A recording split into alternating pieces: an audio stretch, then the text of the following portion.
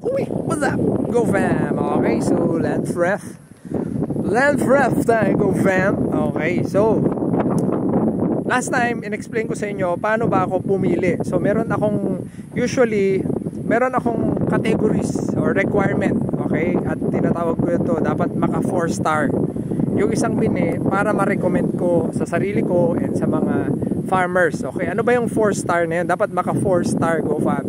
3.5 pwede na rin, pero pag 2 star hindi ko ma-recommend. Okay, kasi nga yung mga bini ko fam, para sa kanila syempre mina-market nila sa atin eh.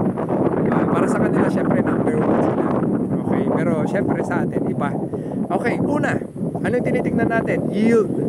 Okay, gaano ba to kaganda, kadami yung kanyang yield. Okay, so pag mataas siya, syempre 1 star yun, go fam. Okay, pangalawa is yung resilience sa extreme weather pattern at saka yung resistance sa pest and disease. Okay, pag malakas siya, 1 star ulit yun, go fam. Pag mahina, half star, binibigyan natin ng half star. Number 3 is yung cost. Okay, mura ba to? Or kung mahal man, depende kasi yung mahal, go fam eh.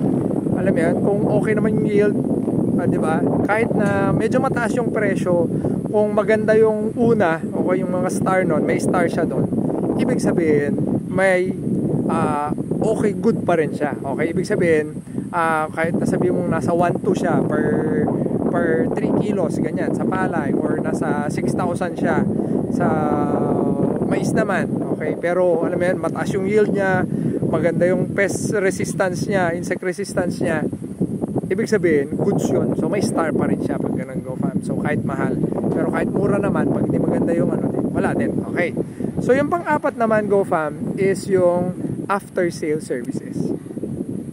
Okay, pag maganda siya, alam mo yon, yung trato sa'yo na farmer, hindi maliit, alam mo yun, pag kinakausap ka, may respeto sila, pag nagka-problema yung binhi nila, pinapalitan nila, inaasikaso ka talaga, hindi yung madaming, alam mo yun, madaming dahilan, ayaw palitan, may star siya. Okay, 4 star. Okay, so bigyan nyo ako ng binigo fam. Kung na-try ko yon, bibigyan ko kayo ng paano i-review talaga step by step. Okay, meron akong naisip eh, kasi yun yung ginamit natin last time. Pwede kong i-review yun para at least malaman nyo kung paano nga ba, diba? Para at least kayo mismo in the near future maisip nyo, makapili kayo paano yung selection nyo. Okay, pero at least nandito naman ako, go fam eh. So alam mo yun, pwede ko naman kayong tulungan.